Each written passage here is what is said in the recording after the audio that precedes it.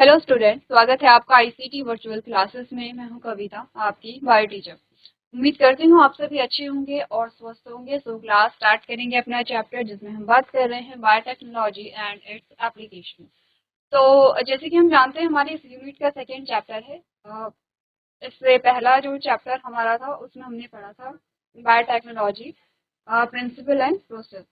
तो प्रोसेस के बारे में हमने बात की थी, किस प्रिंसिपल पे बेस्ड है उसके बारे में हमने बात की थी। यहाँ पर अब हम बात कर रहे हैं एप्लीकेशन क्या है इसकी, जिसके बारे में आपने इंट्रोडक्टरी पार्ट कंप्लीट यहाँ पे कर लिया है। थोड़े से और हमारे पास टॉपिक आते हैं क्योंकि चैप्टर आपका छोटा है, लेंथी नहीं है, मोस्टली थ्योरेटिकल होगा। आपको यहाँ पे समझना है, चीज़ों को अंडरस्टैंड करना है, कुछ चीज़ें आपको याद भी करनी पड़ेंगी। जैसे कि एप्लीकेशन अलग अलग फील्ड में हमने पढ़ी थी, जैसे एग्रीकल्चरल फील्ड में हमने कहा, आपने बात की है मेडिसिनल फील्ड में क्या यहाँ पर इसके यूजेस होते हैं, या ट्रांसजेनिक एनिमल्स कैसे यहाँ पर बनाए जाते हैं या इवॉल्व किए ग्रो किए जाते हैं।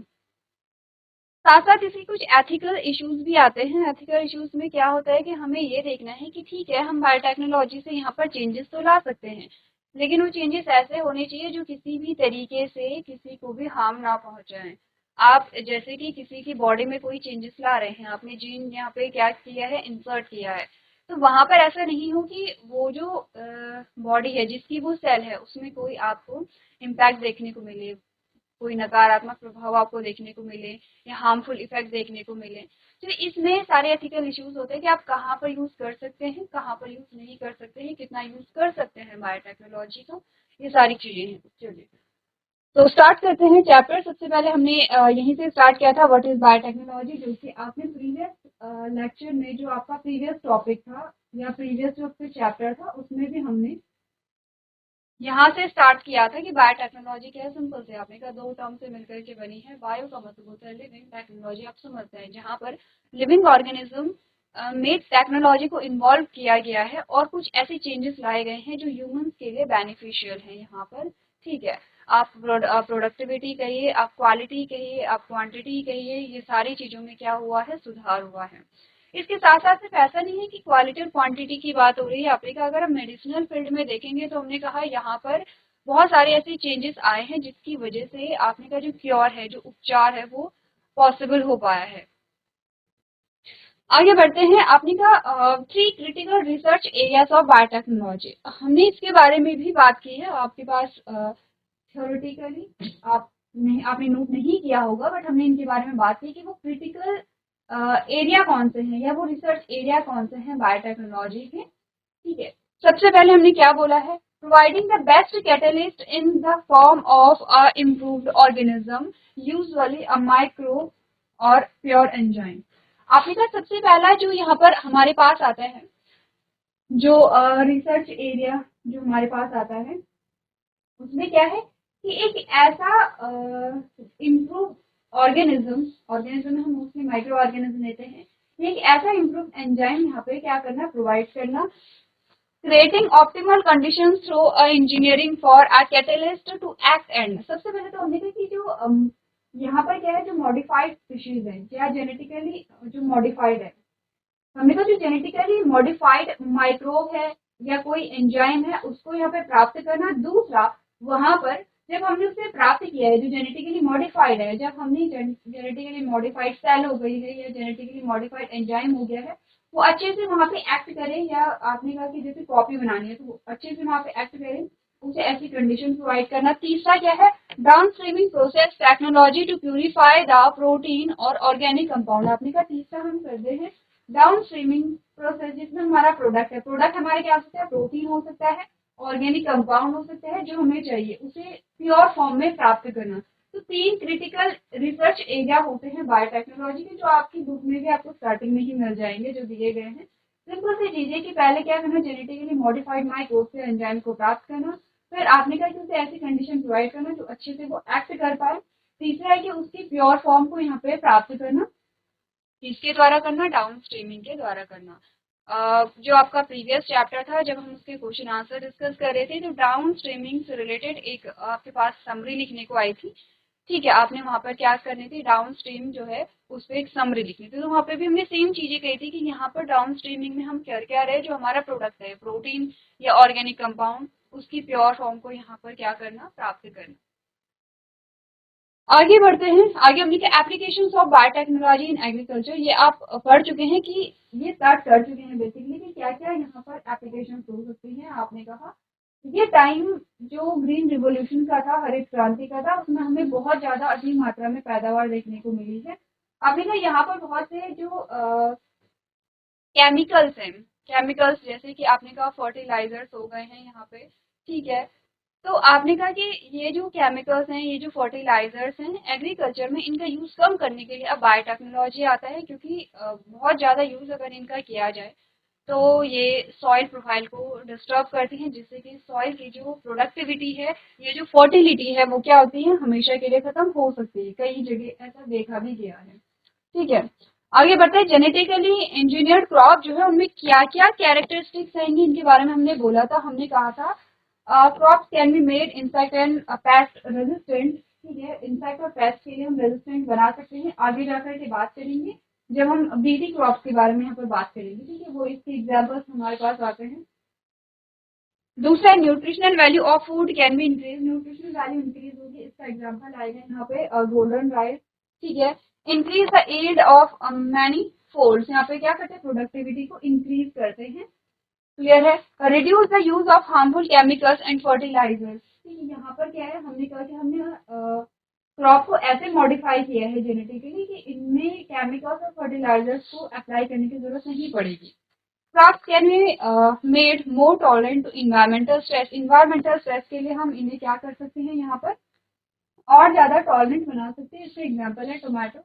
हमने कहा था टोमेटो की जो आउटर वो होती है, शेल होती है, जो टमाटर की कवरिंग होती है, धीरे धीरे हम देखते हैं कि वो क्या होता है, पकने सा लगता है, फिर वो पिचकने जैसा हो जाता है। यानी कि जब वो पकता है तो हम देखते हैं कि जो टमाटर की आउटर कवरिंग है वो ज्यादा पकने की वजह से पिचक जाती है। तो हमने कहा कि वो जो एंजाइम टमाटर की ज्यादा पकने के लिए रिस्पॉन्सिबल है, जो टमाटर के आउटर शेल को ज्यादा पका रहा है, हमने उस एंजाइम को ही इनएक्टिव कर दिया है या उसे निकाल दिया है। इससे क्या होगा, टमाटर की जो आउटर शेल है, यानी कि जो टमाटर का बाहरी आवरण है, वो जल्दी पकेगा नहीं। जल्दी पकेगा नहीं तो आप ज्यादा देर तक टमाटर को क्या कर सकते हैं, स्टोर कर सकते हैं। तो आप क्या कर रहे हैं, environmental stress.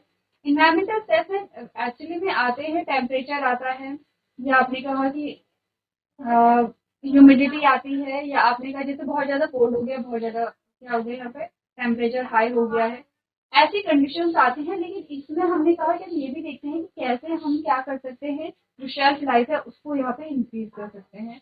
Efficient mineral utilization by plants, and you can also be increased by having a short maturing time period. Maturation का जो टाइम पीरियड है यहाँ पर, उसे हम शॉर्ट कर सकते हैं, जिससे कि हम शॉर्ट पीरियड में ज्यादा से ज्यादा क्रॉप को कल्टीवेट कर सकते हैं और ज्यादा से ज्यादा जो प्रोडक्ट है वो प्राप्त कर सकते हैं, ठीक है। तो ये हमने कुछ एम्स देखे थे यहाँ पर। अब हमने कहा एग्जाम्पल में हमारे पास बीटी कॉटन, बीटी क्रॉप्स आते हैं। बेसिकली बीटी क्रॉप में कॉटन आता है, कॉर्न आता है, ब्रिंजल आता है, ये बीटी क्रॉप्स होती हैं, ठीक है। बीटी क्रॉप्स क्या होती है, इसके बारे में हम बात करेंगे। पेस्ट रेजिस्टेंट टोबैको प्लांट, इसके बारे में बात करेंगे। Virus resistant plant and flavour saver tomato, जिसके बारे में हमने अभी बात की थी। सबसे पहले हम यहाँ पर बात करेंगे बीटी क्रॉप्स के बारे में, कि बीटी क्रॉप्स होती क्या है, ठीक है। अब एक नाम देखिए, एक ये है बैसिलस थोरिनजेंसिस, ठीक है। बीटी क्रॉप क्या होती है, ये इसी से नाम आया है। बीटी क्रॉप जो है, बीटी क्रॉप का मतलब है कि जो यहाँ पर जिनका उपचार हुआ है किसके थ्रू, एक बैक्टीरिया के थ्रू, यानी उन्हें ट्रीट किया गया है एक बैक्टीरिया के थ्रू। एक बैक्टीरिया का, चलिए, तो हमने कहा एक बैक्टीरिया है जिसका नाम है बैसिलस थ्योरिंजेंस, ठीक है। इसके अंदर एक एंजाइम होता है जिसे हम टॉक्सिन कहते हैं, टॉक्सिन एंजाइम, ठीक है। इसके अंदर क्या आता है, टॉक्सिन एंजाइम्स होता है। अब हम करते क्या है यहाँ पर देखो, लेकिन वो होता कैसे, इनएक्टिव फॉर्म में होता है। बैसिलस थ्योरिंजेंसिस जो है, इसमें एक टॉक्सिन होता है, और ये जो टॉक्सिन है यहाँ पर, ये इनएक्टिव फॉर्म में होता है। ये जो टॉक्सिन है इसको हम बीटी टॉक्सिन कहते हैं। अच्छा, बीटी नाम कैसे याद रखेंगे? B for bacillus and T for thuringiensis. यहाँ से जो टॉक्सिन रिलीज हो रहा है इसको बीटी टॉक्सिन नाम दिया जाता है, जो कि आप यहाँ पर देख सकते हैं, बीटी टॉक्सिन। ठीक है, अब ये बीटी टॉक्सिन ये जो इसकी बॉडी में होता है, ये इनएक्टिव फॉर्म में होता है। इसको एक्टिव फॉर्म में कन्वर्ट करने के लिए ये क्या होगा, आपने कहा ये पहले है इनएक्टिव फॉर्म में। इनएक्टिव फॉर्म में होगा तो ये कोई भी प्रभाव नहीं दिखाता है, लेकिन जैसे ही ये एक्टिव फॉर्म में होगा तो ये अपना प्रभाव दिखाएगा, क्योंकि टॉक्सिन है तो आपने कहा टॉक्सिसिटी प्रोड्यूस करेगा। लेकिन इसके लिए चाहिए अल्कलाइन पीएच। ठीक है, इसके लिए क्या चाहिए? अल्कलाइन पीएच चाहिए। अब हमने कहा कि क्या होता है, जैसे कि बहुत सारी ऐसी क्रॉप्स होती है, एग्जाम्पल लेते हैं कॉटन। ठीक है, कॉटन की जो क्रॉप है, आपने हमारे आसपास अगर आपने नहीं देखा होगा तो आपने मूवीज में देखा होगा या जैसे फोटोज में देखा होगा। अगर नहीं देखा तो एक बार घर जाकर के आप क्या करेंगे, कॉटन जो है, कॉटन जिसके आप क्या कहते हैं, बहुत सारी चीजें लेते हैं, जैसे कि कॉटन के कपड़े हम पहनते हैं सर्दियों में। तो आप घर जाकर के एक बार सर्च करेंगे कॉटन प्लांट। कॉटन प्लांट को जब आप सर्च करेंगे आपके सामने पूरा प्लांट आ जाएगा, उसमें कॉटन लगा होगा व्हाइटिश कलर का। और तो ये जो कॉटन का प्लांट क्या है, ये जो पूरी क्रॉप है यहाँ पे खराब हो रही थी। ठीक है, जो इंसेक्ट के थ्रू ये पूरी क्रॉप यहाँ पे खराब हो रही थी। अब यहाँ पर आती है बायोटेक्नोलॉजी, और बायोटेक्नोलॉजी के यूज से हम क्या करते हैं, कॉटन क्रॉप को बचाते हैं। इसमें हमने क्या किया, ये जो बैक्टीरिया है, बैक्टीरिया के अंदर हमने क्या बोला, क्या है, इस बैक्टीरिया के अंदर है यहाँ पर बीटी टॉक्सिन। बीटी टॉक्सिन जो है वो इनएक्टिव फॉर्म में होता है, इसको एक्टिव होने के लिए अल्कलाइन पीएच चाहिए। अब हमने क्या किया है, वो जीन ये जो बैक्टीरिया है, इसे आपने कहा बीटी टॉक्सिन को रिलीज करने के लिए रिस्पॉन्सिबल जो जीन है, उस जीन को निकाला और उस जीन को हमने क्या किया है, प्लांट सेल में यहाँ पर इंसर्ट कर दिया है। हमने जब प्लांट सेल में इंसर्ट किया तो वहां पर अगेन जो बीटी टॉक्सिन रिलीज होगा, जो कि इनएक्टिव फॉर्म में होगा। समझ रहे हैं हमने क्या किया, बीटी टॉक्सिन जो है वो इनएक्टिव फॉर्म में होगा। अब ये जो बीटी टॉक्सिन है यहाँ पर, ये जैसे ही इंसेक्ट इस प्लांट को खाएंगे, जैसे कॉटन प्लांट है, हमने कहा इंसेक्ट इस कॉटन प्लांट को खा रहे थे, जिससे कि ये पूरा का पूरा प्लांट डिस्ट्रॉय हो रहा था, खराब हो रहा था। अब हमने क्या किया है, इसमें जो बीटी टॉक्सिन का जो जीन है उसे इस प्लांट सेल में अंदर डाल दिया है। जैसे हमने प्लांट सेल में अंदर डाला तो इससे क्या हुआ, फिर इंसेक्ट आएंगे प्लांट को खाएंगे, जैसे उन्होंने खाया तो उनके अंदर क्या होगा, बीटी टॉक्सिन जो है वो इंसर्ट हो जाएगा। बीटी टॉक्सिन जैसे ही इन इंसेक्ट के गट में जाता है, जैसे ही ये इनके कहाँ जाएगा, गट में जाता है, इन्हें अल्कलाइन पीएच वहां पर मिल जाता है। अब अल्कलाइन पीएच जैसे ही मिला तो बीटी टॉक्सिन एक्टिव हो गया है। जब ये एक्टिव हो गया है तो ये इसके गट पे क्या हो जाता है, अटैच हो जाता है और गट को ही फाड़ देता है। इन शॉर्ट ये क्या करेगा, उस इंसेक्ट की डेथ को कॉज करेगा। ऐसे ही क्या होगा, जो भी इंसेक्ट उस कॉटन प्लांट को खा रहा है, जिसे हमने जेनेटिकली मॉडिफाइड किया है, वो वहां पे मर जाता है। अब इससे क्या होगा, वो और हार्म नहीं पहुंचा पाता है जो कॉटन की क्रॉप होती है, और इस प्रकार से हमने कॉटन की जो क्रॉप है उसे बचा लिया है। एक बात पढ़ते हैं, हमें क्या बताया गया है, इंसेक्ट रेजिस्टेंट। हमें इंसेक्ट रेजिस्टेंस में क्या है, to decrease the amount of pesticide use, pest resistant plants are produced bio resistance. ठीक है, तो हम क्या कहते हैं, बायो रेजिस्टेंस। अब आपने कहा पेस्ट को कंट्रोल करने के लिए हम पेस्टिसाइड भी यूज कर सकते थे, लेकिन सही वही है कि पेस्टिसाइड के केमिकल्स हैं और इनके हार्मफुल इफेक्ट भी हैं। अब आपने कहा जो बीटी टेक्नोलॉजी है उसमें क्या किया है, to decrease the amount of pesticide use, the pest resistant plant are produced, जिसे हम बायोपेस्टिसाइड भी कहते हैं। बायोपेस्टिसाइड क्या है, यहाँ पे पेस्ट को कंट्रोल जो करता है उसे पेस्टिसाइड कह रहे हैं। बायो का मतलब है कि यहाँ पर कोई लिविंग ऑर्गेनिज्म ही ये कर रहा है। वो लिविंग ऑर्गेनिज्म कौन है, आपने कहा बैक्टीरिया है, जिसको हम क्या कह रहे हैं, बैसिलस थ्यूरिंजेंसिस कह रहे हैं। ठीक है, इतना क्लियर है। अब हमने कहा हुआ क्या, यहाँ पे आपने कहा BT toxins produced by a bacterium called bacillus thuringiensis, BT for short. BT हम इसे शॉर्ट में कह सकते हैं बैसिलस थ्यूरिंजेंसिस को, लेकिन आपको नाम लिखना है, याद भी रखना है। बीटी आप शॉर्ट में लिख सकते हैं, लेकिन एक न एक बार आपको फुल फॉर्म लिखनी है वहां पर। तो आपने कहा कि जो एक बैसिलस थ्यूरिंजेंसिस नामक एक बैक्टीरिया होता है जो बीटी टॉक्सिन को प्रोड्यूस करता है। BT toxin gene has been cloned from the bacteria and expressed in the plant to provide a resistance to insect without the need for insecticides in effect और creatine का। तो अब हमने क्या बोला है, हमने कहा जो बीटी टॉक्सिन प्रोड्यूस करने के लिए जो जीन है, देखो कुछ भी चीज अगर प्रोड्यूस हो रही है, कोई भी प्रोटीन, कोई भी एंजाइम अगर प्रोड्यूस हो रहा है तो वो जीन की वजह से हो रहा है। हमने कहा बीटी टॉक्सिन को रिलीज करने वाला जो जीन है उसे हमने प्लांट सेल में डाला। प्लांट सेल में जब हमने डाला, ठीक है, आपको ये बोला गया कि BT toxin gene has been cloned from the bacteria. हमने बैक्टीरिया से क्या किया है, ये जो बीटी टॉक्सिन का जीन है वो निकाला, उसको क्लोन किया है, यानी उसकी कॉपी बनाई है एंड एक्सप्रेस्ड इन प्लांट। और आपने प्लांट में क्या कर दिया, उसे इंट्रोड्यूस कर दिया है। जब उसे इंट्रोड्यूस करेंगे तो आपने कहा अब ये जो बीटी टॉक्सिन जीन है ये बीटी टॉक्सिन को रिलीज करेगा। जब ये बीटी टॉक्सिन को रिलीज करेगा तो आपने कहा जब इंसेक्ट इसे खाएंगे तो इंसेक्ट की बॉडी में भी क्या होगा, ये टॉक्सिन जाएगा। ठीक है, एग्जाम्पल क्या आपने कहा, example of BT cotton, BT corn. अच्छा, बीटी क्रॉप है ये सारे, ठीक है, जिसे हमने क्या किया है, बैसिलस thuringiensis से ट्रीट किया है, वो है BT cotton, BT corn, rice, tomato, potato and soybean etcetera. The choice of gene, crygene, depends upon the crops and the target pest, as most Bt toxins are insect group specific। ठीक है, अब देखो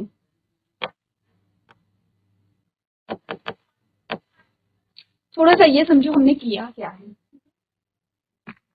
कोई एक bacteria है और bacteria के अंदर ये उसका क्या है, जेनेटिक मटेरियल है। बैक्टीरिया का ये जीन क्या करता है, यहाँ पे बीटी टॉक्सिन, ये क्या है, बीटी टॉक्सिन जीन है जो बीटी टॉक्सिन को रिलीज करता है। अब हमने इसे बाहर निकाला, हमने क्या किया, इसे बाहर निकाला, तो ये हमारे पास आ गया है इस प्रकार से। अब हमने ली है प्लांट सेल, ये हमारे पास आती है प्लांट सेल। ठीक है, ये प्लांट सेल का जेनेटिक मटेरियल है यहाँ पर।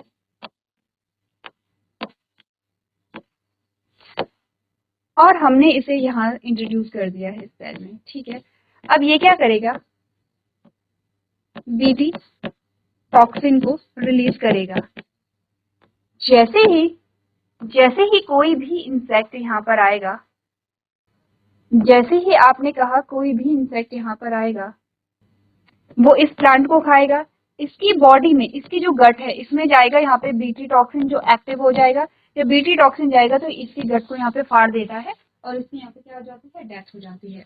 अब एक क्वेश्चन आपके लिए ये है, ये सारी चीज बताने का आपका एक सारी चीज बताने का आपके लिए एक क्वेश्चन ये है, यहाँ से एक क्वेश्चन बनता है कि आपने ये जो जीन ऑफ इंटरेस्ट है, ये जो जीन ऑफ इंटरेस्ट है इसको आपने प्लांट सेल में कैसे डाला, कैसे इंसर्ट किया आपने plant cell.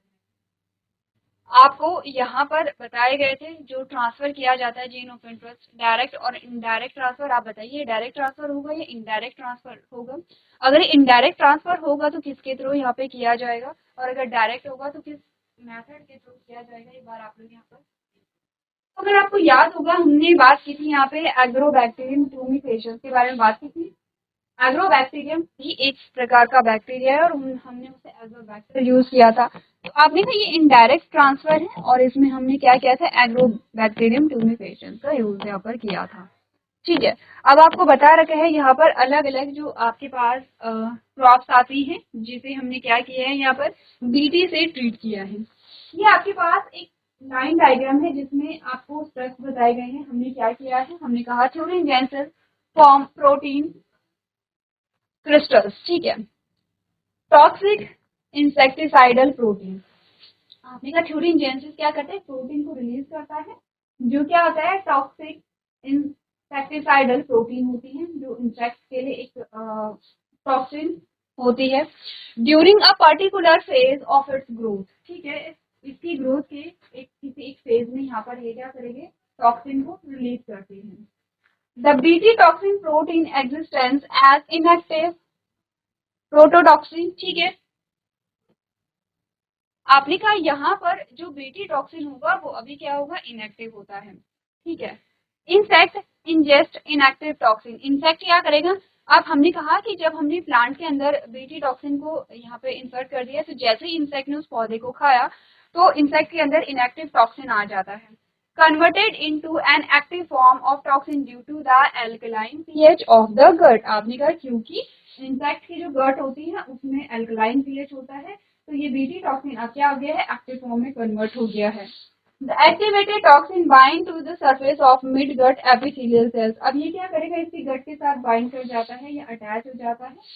Create pores that cause a cell swelling and lysis. अब ये क्या करेगा, वहाँ पे पोर्स करेगा, छेद करने लगेगा, जिससे कि सेल्स में स्वेलिंग आ जाएगी और फाइनली सेल की डेथ हो जाती है. Eventually cause the death of the insect, और एट लास्ट क्या हो जाती है, इंसेक्ट की डेथ यहाँ पर हो जाती है. ये लाइन डायग्राम है. यहाँ पर आप क्या कर सकते हैं, इजीली समझ सकते हैं अगर आप क्लियर है.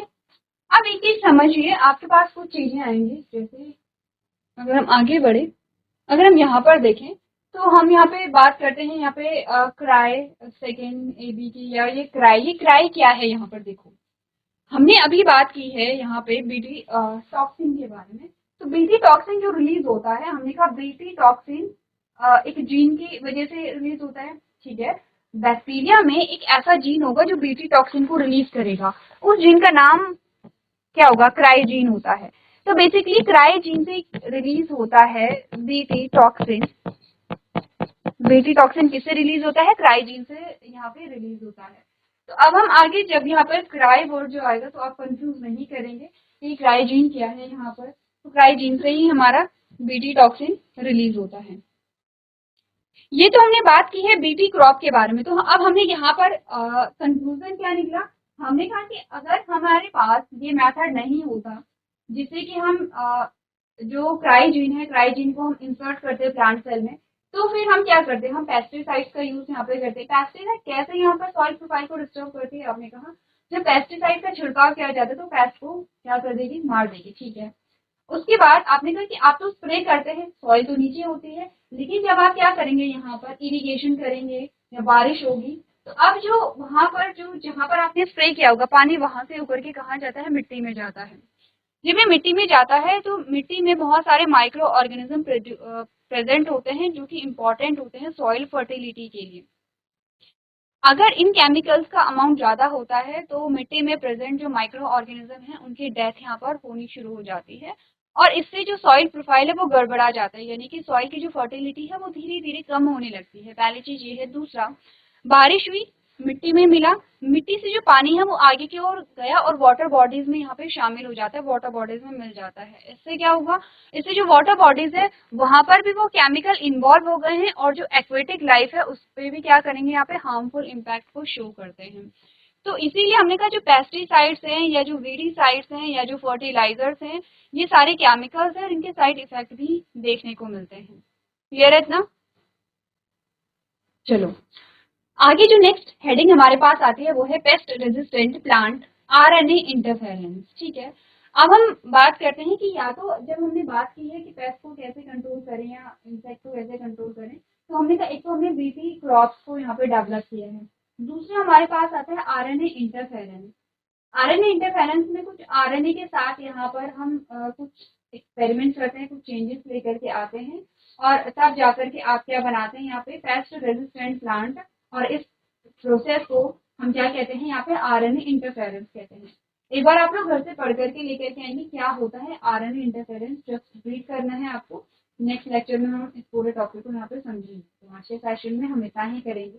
अभी तक क्लास में बने रहने के लिए आपका धन्यवाद.